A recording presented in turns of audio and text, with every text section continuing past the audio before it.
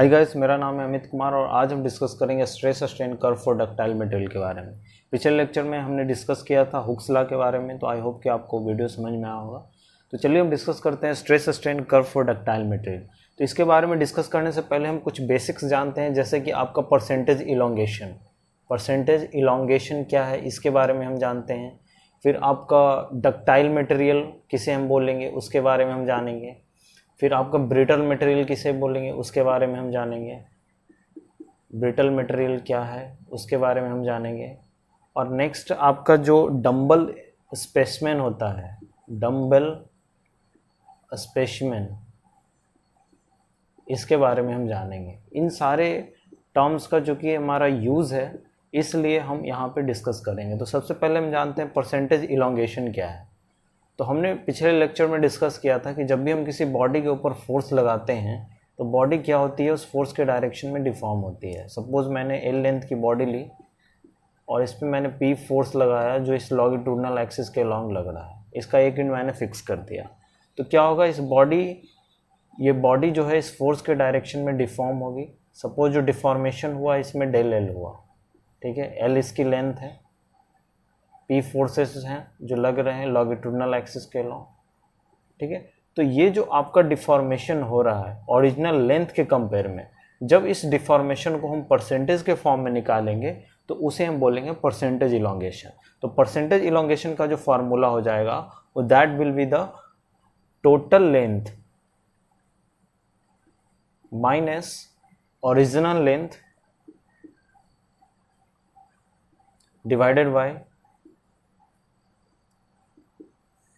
आपका जो original length था वो।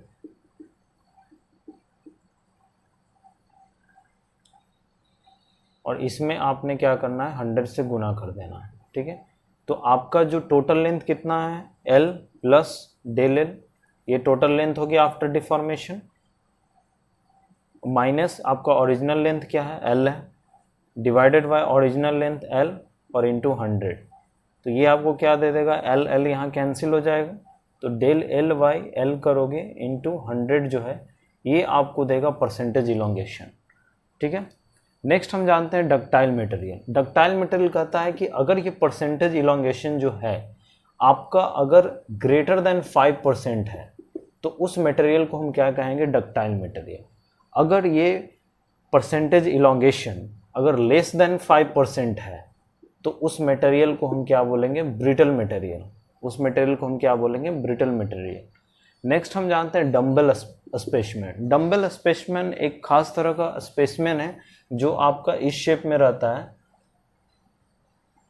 इस शेप में, जो डंबल के शेप में आपने देखा होगा, डंबल जो जिम वगैरह में यूज होते हैं, इस डंबल के शेप में रहता है, जिसमें ये जो आपका मिड सेक्शन है, मिड सेक्शन का लेंथ जो है एल लेंथ, इसे हम क्या बोलते हैं, गेज लेंथ। गेज लेंथ, ठीक है।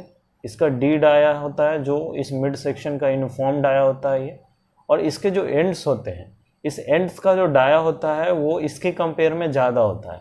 इसका भी एक रीज़न होता है। इस मटेरियल पे टेस्ट करते हैं, डक्टाइल मटेरियल पे टेस्ट हम करते हैं, वो एक इक्विपमेंट के द्वारा करते हैं जिसे हम यूनिवर्सल टेस्टिंग मशीन बोलते हैं, यूटीएम, यूनिवर्सल टेस्टिंग मशीन के नाम से जानते हैं। उस यूनिवर्सल टेस्टिंग मशीन में क्या होता है कि उसके दोनों साइड में जॉ लगे रहते हैं, तो उस जॉ का यूज़ जो है इस एंड्स को होल्ड करने के लिए किया जाता है। इन दोनों एंड्स को होल्ड करने के लिए उस यूनिवर्सल टेस्टिंग मशीन के जॉ का यूज़ होता है। इसलिए इसका जो एंड्स का जो डाया होता है इसके मिड सेक्शन के कंपेयर में ज़्यादा होते हैं, ठीक है। बेसिकली जो हमारा कॉन्सेंट्रेशन होता है वो इसके मिड सेक्शन पे होता है। जो भी हम मेजरमेंट लेते हैं वो इसके मिड सेक्शन पे ही लेते हैं, और इसके फेल्योर्स तक जो इसके डायमेंशन में चेंजिंग होती है वो हम मिड सेक्शन पे ही कॉन्सेंट्रेट करते हैं उस चेंजेस को ऑब्जर्व करने के लिए। अभी हम नेक्स्ट डिस्कस करते हैं स्ट्रेस स्ट्रेन कर्व के बारे में, स्ट्रेस स्ट्रेन कर्व के बारे में। तो पहले हम ये जानते हैं कि स्ट्रेस स्ट्रेन कर्व है क्या। तो ये कहता है कि it is a graphical representation, it is a graphical representation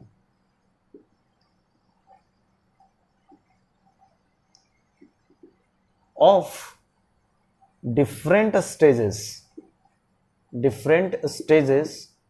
of a material of material when it is subjected to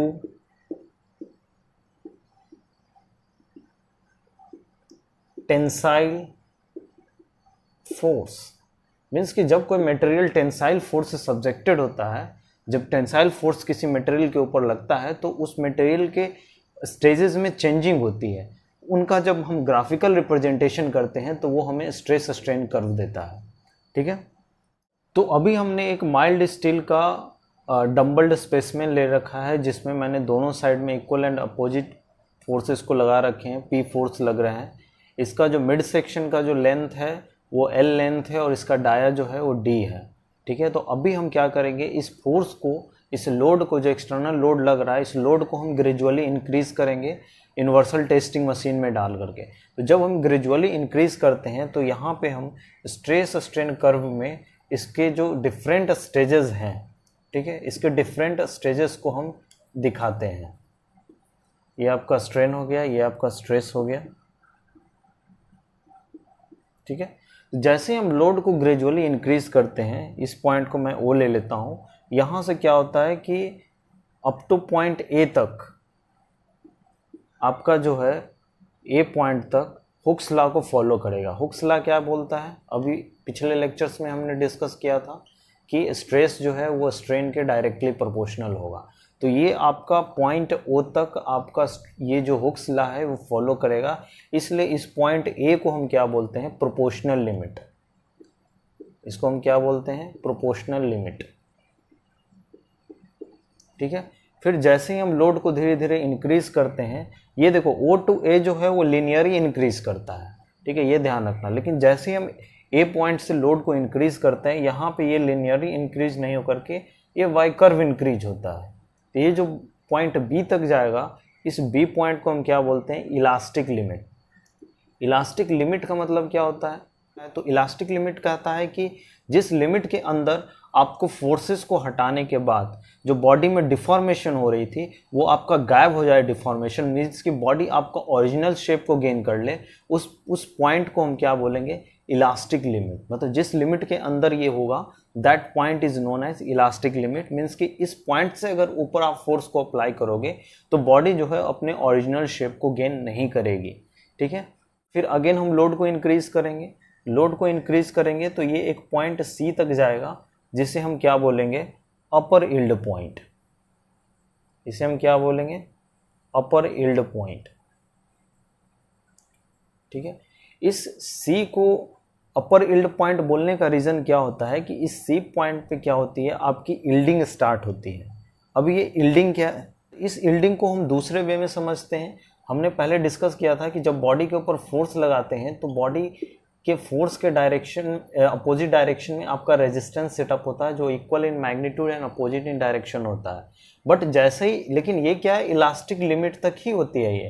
लेकिन जैसे ही आप इलास्टिक लिमिट से बाहर आओगे, मीन्स कि जैसे हम फोर्स को जैसे जैसे हम बढ़ाते हैं तो उनके मॉलिक्यूल्स के बीच की जो गैपिंग है वो भी इंक्रीज होती है। ठीक है, इंक्रीज होगा मीन्स कि इनके बीच का जो अट्रैक्शन फोर्सेस हैं, मॉलिक्यूल्स के बीच का जो अट्रैक्शन फोर्सेस है वो भी क्या होगा, रिड्यूस होगा। बट लोड तो हम सेम लगा रहे हैं, बट उनके बीच का जो अट्रैक्शन फोर्सेस था, जो एफ था, वो क्या हो जाएगा, रिड्यूस हो जाएगा।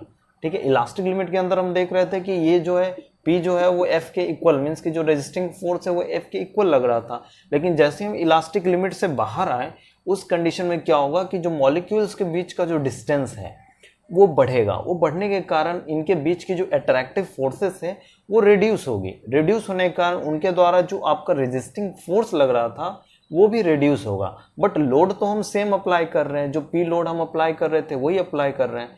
तो हम जानते हैं कि स्ट्रेस जो होता है वो resisting force per unit area. अभी चूंकि ये रिड्यूस हो रहा है तो आपका स्ट्रेस भी रिड्यूस होगा। मीन्स कि यील्डिंग एक ऐसा पॉइंट है जिस पॉइंट पे आपका स्ट्रेस जो है वो रिड्यूस होना शुरू हो जाएगा, but under the same load, इस सेम लोड के अंडर आपका जो है वो स्ट्रेन जो है वो इंक्रीज होना शुरू हो जाएगा। मीन्स कि इस पॉइंट के बाद जैसे ही हम चलेंगे नीचे तो यहाँ पे क्या होगा कि आपका स्ट्रेन जो है वो, स्ट्रेस जो है वो रिड्यूस होगा और स्ट्रेन जो है वो इंक्रीज होगा। ये डी पॉइंट क्या होगा आपका, ये हो जाएगा लोअर यील्ड पॉइंट। ठीक है, मीन्स कि सी से डी के बीच में अंडर द सेम लोड आपका स्ट्रेस जो है वो रिड्यूस होगा और स्ट्रेन जो है उसके कंपेयर में ज़्यादा होगा। ठीक है, इस डी पॉइंट से आगे फोर्स को अप्लाई करूँगा तो जो कर्व है कहीं आपका इस शेप में जाएगा। ठीक है, तो यहाँ पे क्या होती है, आपका स्ट्रेस जो है वो इंक्रीज होता है। इसका मैं रीज़न बताता हूँ स्ट्रेस क्यों इंक्रीज होता है। एक्चुअली क्या है कि जब बॉडी आपका सी से डी के बीच में परमानेंटली जब डिफॉर्म होता है तो बॉडी जो है वो डिसलोकेट होना शुरू हो जाती है, और जब बॉडी डिसलोकेट होती है तो उनके बीच का जो बॉडी के बीच का जो मॉलिक्यूल्स हैं वो रैंडमली एक दूसरे के काफ़ी नियरेस्ट आ जाते हैं, और नियरेस्ट आने के कारण क्या होती है, उनके बीच के जो अट्रैक्टिव फोर्सेस हैं वो बढ़ जाती है। अट्रैक्टिव फोर्स बढ़ने के कारण हमें क्या है, वहाँ पे ज़्यादा फोर्स लगाने का रिक्वायरमेंट होता है, और ज़्यादा फोर्स आप लगाओगे तो उन अट्रैक्टिव फोर्स के द्वारा क्या होगा कि आपका रेजिस्टिंग फोर्स भी बढ़ेगा। रेजिस्टिंग फोर्स बढ़ेगा मीन्स कि आपका स्ट्रेस भी ज़्यादा होगा, तो इस कारण से यहाँ पे लोड को ज़्यादा अप्लाई करना पड़ता है, जिसके कारण आपकी जो रेजिस्टिंग फोर्स है वो भी इंक्रीज होती है, और resisting force to the cross sectional area जो है वो हमें स्ट्रेस देता है, तो वो स्ट्रेस भी यहाँ इंक्रीज होता है। तो ये एक मैक्सिमम पॉइंट तक जाएगा, जिस पॉइंट को मैं क्या बोल देता हूँ, ई नाम दे देता हूँ। इस पॉइंट के कोरस्पॉन्डिंग इस पॉइंट को हम क्या बोलते हैं, इसको बोलते हैं हम अल्टीमेट पॉइंट। ठीक है, मीन्स कि जो ये ई देगा, ये ई आपको अल्टीमेट पॉइंट देगा, और इस ई पॉइंट के कोरस्पॉन्डिंग जो आपका स्ट्रेस होगा, that stress is known as ultimate tensile strength. उसको हम क्या बोलेंगे, अल्टीमेट टेंसाइल स्ट्रेंथ।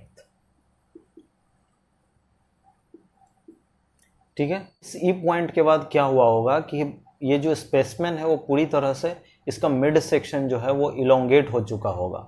जब ये इसका मिड सेक्शन पूरी तरह से इलोंगेट हो चुका होगा तो इसके जो मॉलिक्यूल्स हैं, जो इस बॉडी जो इस स्पेसिमेन के मटेरियल के जो मॉलिक्यूल्स हैं उनके बीच का जो गैपिंग होगा वो ज़्यादा होगा, इनके बीच का जो गैपिंग होगा वो ज़्यादा होगा। तो गैपिंग ज़्यादा होने के कारण क्या होगा, इनके जो बीच का जो अट्रैक्टिव फोर्सेस है वो रिड्यूस होगा। अट्रैक्टिव फोर्सेस रिड्यूस होगा मीन्स कि आपका जो इंटरनल रेजिस्टेंस सेटअप होगा वो अप्लाइंग लोड के कंपेयर में कम हो जाएगा। जब इंटरनल रेजिस्टेंस आपका कम होगा, बट लोड तो हम सेम पी लगा रहे हैं, बट आपका जो इंटरनल रेजिस्टेंस है, ये जो एफ है वो रिड्यूस हो गया, बिकॉज कि आपका बॉडी जो है, बॉडी का जो मिड सेक्शन है, स्पेसिमेन का जो मिड सेक्शन है वो इलोंगेट हो गया। इलोंगेट होने के कारण उनके मॉलिक्यूल्स के बीच का जो गैपिंग है वो बढ़ गया, और गैपिंग बढ़ने के कारण उसके बीच का जो अट्रैक्टिव फोर्सेस है वो रिड्यूस हो गया। जब अट्रैक्टिव फोर्सेस रिड्यूस होंगे, इन दोनों के बीच के अट्रैक्टिव फोर्सेस जब रिड्यूस होंगे तो उसके कारण क्या होगा कि आपका जो रेजिस्टिंग फोर्स है वो भी रिड्यूस होगा। तो रेजिस्टिंग फोर्स रिड्यूस होगा मीन्स कि resisting force per unit area that will give you stress, तो स्ट्रेस भी रिड्यूस होगा। तो इसके बाद क्या होता है कि आपका स्ट्रेस रिड्यूस होना शुरू हो जाता है। स्ट्रेन तो कंटिन्यूसली होगा क्योंकि यहाँ पे इलोंगेशन लोड हम सेम लोड अप्लाई कर रहे हैं, तो बॉडी का जो मिड सेक्शन है वो कंटिन्यू इलोंगेट कर रहा है। तो यहाँ पे क्या होगा कि आपका स्ट्रेस जो है वो रिड्यूस होगा, बट स्ट्रेन जो है वो कंटिन्यूसली होगा, और एक ऐसा पॉइंट आएगा जहाँ पे आपका ये बॉडी जो है वो फ्रैक्चर हो जाएगा, मीन्स कि ये सेपरेट हो जाएगा। तो इस पॉइंट को हम क्या बोलते हैं, फ्रैक्चर पॉइंट। यहाँ पे मैंने इसको एफ से इंडिकेट किया है, इस पॉइंट को हम क्या बोलेंगे, फ्रैक्चर पॉइंट। जो मेरा नेक्स्ट वीडियो आएगा उसमें मैं इलास्टिक कांस्टेंट्स के बारे में डिस्कस करूँगा। तो आई होप कि आपको ये क्लास समझ में आया होगा। अगर आपको कोई कन्फ्यूजन हो तो प्लीज़ कमेंट सेक्शन में आप कमेंट करें ताकि मैं उसका रिप्लाई आपको दे सकूं। अगर आपको ये वीडियो पसंद आया हो तो प्लीज़ इसे लाइक और शेयर करें, और मेरे चैनल को सब्सक्राइब करें। मेरे वीडियो को देखने के लिए धन्यवाद। जय हिंद।